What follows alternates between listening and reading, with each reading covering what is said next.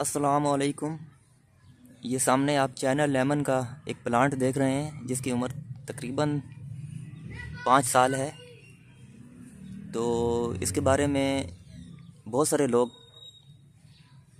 Lemon के शौकीन हैं, लेमन अपने घर में लगाना चाहते हैं और उनके साथ बहुत सारी प्रॉब्लम्स भी आती हैं। और कुछ लोगों ने लेमन लगाए हुए हैं पहले से और उनके साथ कुछ प्रॉब्लम्स आती हैं, जैसे कि फूलों का गिरना या फल का गिरना या कोई बीमारी का अटैक या फल का कम लगना। इस तरह के बहुत सारे ऐसे मसाइल से उन्हें सामना रहता है। तो कुछ लोगों ने अभी तक लगाए नहीं, लेकिन उनके लगाने का बहुत शौक़ है, उनके लगाने का इरादा है। तो ये वीडियो उन लोगों के लिए बहुत मुफीद होने वाली है, इसलिए मैंने शुरू में बता दिया कि मैंने वीडियो में क्या कहना है। इसलिए आप लोगों ने वीडियो को पूरा देखना है ताकि मुझे भी कुछ फ़ायदा हो जाए, मेरी वीडियो की रीच बढ़ जाए, मेरी सब्सक्राइबर की तादाद ज़्यादा हो जाए, ठीक है ना। तो और आप लोगों के इल्म में इजाफ़ा हो जाए तो आप लोग इसको शेयर करें सदका जारिया के तौर पर। तो सबसे पहले ये ध्यान रखें कि अभी देखें मार्च का महीना चल रहा है, अभी इसमें फ्लावरिंग होनी शुरू हो गई है। इन दिनों सिट्रस फैमिली के पौधों में फ्लावरिंग होती है। किसी में भरपूर अभी शुरू हो गई है होनी, किसी में हो गई है, फल बनने का अमल हो रहा है, तो किसी में अभी तक सिरे से हुई नहीं है। तो अभी इस लेमू की बात करें तो इसमें अभी थोड़ी थोड़ी सी फ्लावरिंग स्टार्ट हुई है। अभी कुछ दिनों के बाद ये फ्लावर से भर जाएगा। तो मैं आप लोगों को ये बता रहा था कि इसकी केयर जो है, अभी इस मौसम में इसकी कोई केयर नहीं करनी। अभी आप लोगों ने इसकी केयर जो करते हैं वो दिसंबर में करते हैं। तो यही मैं बता रहा था कि दिसंबर में मैंने इसकी क्या केयर की, क्योंकि अभी तो मार्च है, अभी केयर करने का इसका मौसम नहीं है। अगर दिसंबर में मैं नहीं किया होता तो अभी मुझे करना पड़ता, लेकिन मैं आप लोगों को बता रहा हूँ कि दिसंबर में आप लोग इसकी केयर करें, क्योंकि फ्रूट के पौधे जितने भी होते हैं, माहिरीन यही कहते हैं कि दिसंबर जो होती है वो पौधों की ख्वाबिदगी की हालत होती है उस दौरान, और ज़्यादातर पौधे उस वक्त पत्ते गिरा देते हैं। अगरचे ये पत्ते गिराने वाला पौधा नहीं है, ये और ख़ानदान का पौधा है, इसके पत्ते सारा साल सब्ज़ रहते हैं सिट्रस फैमिली के। लेकिन उसूल तकरीबन एक जैसा ही है सबका कि दिसंबर में पौधों की केयर करते हैं, खाद पानी ये वो, ठीक है, शाख तराशी वगैरह। तो अभी मैं आप लोगों को करीब से बताता हूँ।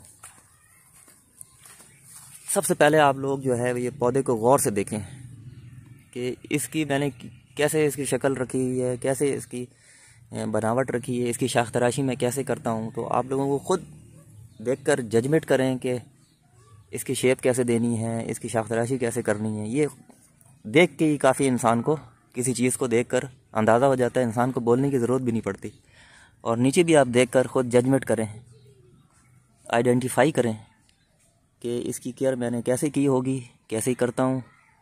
तो बताने की भी ज़रूरत नहीं पड़ती, चले फिर भी बता देता हूँ। ये आप देख रहे हैं कि ये पहाड़ी सी बनी हुई है। ये हर पौधे के लिए ये उसूल बहुत ज़रूरी है। पौधे के तने में मिट्टी चढ़ाने का उसूल बहुत ज़रूरी है, इसे अपनाना चाहिए। उसकी वजह यह है कि मिट्टी तनों में चढ़ाने से तने महफूज रहते हैं बीमारियों से। पानी जब देंगे तो पानी यहाँ देंगे तो तने में पानी टच नहीं करेगा, ठीक है।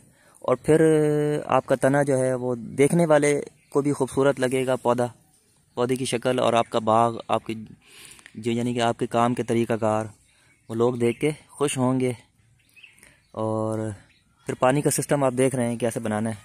इस तरीके से बनाने से ये होता है कि एक तो खूबसूरत लगता है, सबसे पहली बात तो खूबसूरती चले, खूबसूरती को मान लेते हैं, खूबसूरती सब कुछ होती है। लेकिन खूबसूरती अगर सिर्फ खूबसूरती हो तो खूबसूरती इसको और तरीके से भी, यानी कि गलत चौकोर दायरा बना के या बहुत ज़्यादा दूर दायरा बना के, या मिट्टी जितनी मैंने चढ़ाई है इससे भी कई गुना ज़्यादा मिट्टी चढ़ा के यहाँ तक, खूबसूरती तो उस तरीके से भी बनाई जाती थी। लेकिन एक प्रॉपर तरीका होता है। तो खूबसूरती के साथ साथ एक प्रॉपर तरीका भी होता है और एक उसूल भी होता है। तो उसूल और तरीका ये है कि ये दायरा मैंने, आप लोग देख रहे हैं कि मैंने दूर क्यों बनाया। पानी का दायरा मैंने दूर इसलिए बनाया, तने से आप देख लें कि मैंने 2 फुट दूर रखा है। मैंने यहाँ क्यों नहीं रखा, मैं यहाँ रखूँगा जब ये पौधे की उम्र और भी ज़्यादा बढ़ेगी, ऊंचाई और भी ज़्यादा बढ़ेगी, तो मैं इसको ये बढ़ा के यहाँ कर लूँगा। उसकी वजह यह है कि माहिरीन बताते हैं कि पानी पीने वाली जो जड़ें होती हैं ये छोटी छोटी जड़ें होती है जाले की तरह, वो दूर होती हैं, ठीक है। तो दूर से पानी पौधा ज़्यादा अच्छी तरीके से पीता है, ना कि करीब से। करीब से पानी देना गलत है।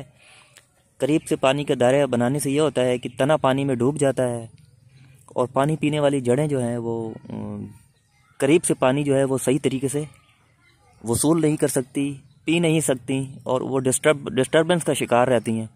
उसकी रूट जो असल रूट होते हैं, ये वाले जो रूट होते हैं पानी पीने वाले, वो टर्न होके उधर चले जाते हैं। तो वो एक अजीब सा एक माहौल बन जाता है, अजीब सा सिस्टम बन जाता है। तो ये आप लोगों ने उसूल बनाना है। कोई भी पौधा घर में लगाएं, आप लोग शौक़ से लगाएं या जैसे भी लगाएं, आप लोगों ने खूबसूरत सा गोल दायरा बनाना है पानी का। और गर्मियों में तो इस तरीके का सिस्टम, ये दायरा बनाने का मकसद और भी ज़्यादा उजागर होता है, अहमियत और भी बढ़ जाती है। उसकी वजह यह है कि ये जब गर्मियों में जब इस तरीके से सिस्टम से जब पानी देते हैं तो आपका पानी ज़ाया नहीं होता गर्मी धूप से, पौधा पूरा पानी लेता है, ठीक है। पौधा खुश रहता है, पौधों को ऑक्सीजन मिलती है। तो आप लोगों को अगर बहुत ज़्यादा अगर गर्मी पड़े तो आप लोग किसी चीज़ से ढाँप भी सकते हैं, बोरी वगैरह से, कॉटन के कपड़े से या सरकंडे से, घास फूस से, जिसके कहते हैं मल्च करना। ये पूरे हिस्से को जो देखेंगे, इतने हिस्से को यहाँ तक आप कर सकते हैं, यहाँ तक कर सकते हैं, यहाँ से लेकर यहाँ तक, ये इतने ज़मीन को ढाँपना 3 से 4 इंच सूखे पत्तों से, घास फूस से, ठीक है, ऑर्गेनिक चीज़ों से, सब्जियों की छिलकों से, लेकिन गंदी चीज़ों से नहीं। गंदी जड़ी बूटियाँ जो अपनी नस्लों को बढ़ाती हैं, जहरीली जड़ी बूटियाँ, इस तरह की चीज़ों से नहीं करना, अवॉइड करना इस तरह की चीज़ों से। उन चीज़ों से करना है जो खूबसूरत हो, जो ऑर्गेनिक हो, साफ़ सुथरी। खूबसूरत से मेरी मुराद ये है कि आप लोग बाज़ार से जो पटसन की बोरियाँ होती हैं उसको काट के खूबसूरती से आप लोग ज़मीन को ढाँप दें। जब फिर अगस्त का महीना आए, जब गर्मी की शिद्दत कम हो, फिर उसको बेशक हटा लें। इसी तरह फिर आप लोग उसको संभाल के रख लें। फिर सर्दी जब आए, कोहरे के दिन आए, फिर आप लोग उस बोरी के पटसन के कपड़े को, टुकड़े को फिर से खूबसूरती से बिछा दें। उसे मल्च करना कहते हैं। 4-5 साल का प्लांट है मेरा, बहुत छोटे से मैंने लगाया था इसको। तो आपकी आंखों के सामने है कि कैसे इसमें फल लगे हुए हैं।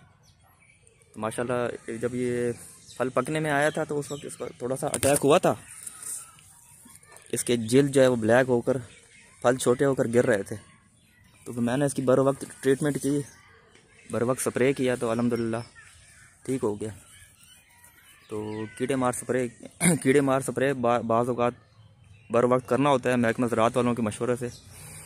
बाज़ औक़ात कीड़ों का हमला नहीं होता, अनदेखी चीज़ का हमला होता है, जिसे फंगस कहते हैं। उसके लिए एंटी फंगस दवाई इस्तेमाल होती है। तो अगर कीड़ों का हमला हो, आपको लगे कि वो कीड़े का हमला है, कीड़ा नज़र आ जाए, तो कीड़ों के लिए एमामेक्टिन दवाई है और इमिडाक्लोप्रिड दवाई है। वो आप 2 ml, यानी कि 2 ml से मुराद ये है कि 3 से 4 कतरे, आधी चाय के चम्मच से भी कम, तकरीबन 4 से 5 कतरे जो है वो 1 लीटर पानी मिक्स करके आप कीड़े मार दवाई स्प्रे करें। अगर फंगीसाइड का हमला हो, यानी कि कोई ऐसी अनदेखी चीज़, वायरस, बैक्टीरिया वगैरह जो नज़र ना आए, बीमारी, कीड़े वगैरह वाज़ेह नज़र ना आए, अनदेखी चीज़ हो, खुर्दबीन से नज़र आए, तो वो चीज़ एग्रीकल्चर वालों आपको बता देंगे कि किस चीज़ का हमला है, और दवाई भी रिकमेंड करेंगे। बहरहाल अगर आप ये वीडियो देख रहे हैं, अगर आपको लगे कि फंगस का मसला है, तो फंगस के लिए दवाई है। एक तो टॉप्सन एम है, ये भी कोई भी फंगस वाली बीमारी हो तो उसके लिए।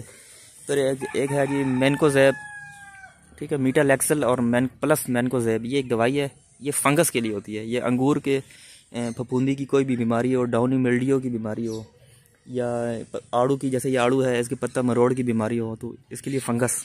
और कीड़ों के लिए एमामेक्टिन, इमिडाक्लोप्रिड, ट्राइक्लोरोफॉन, ठीक है। तो नीचे से आप लोग कोई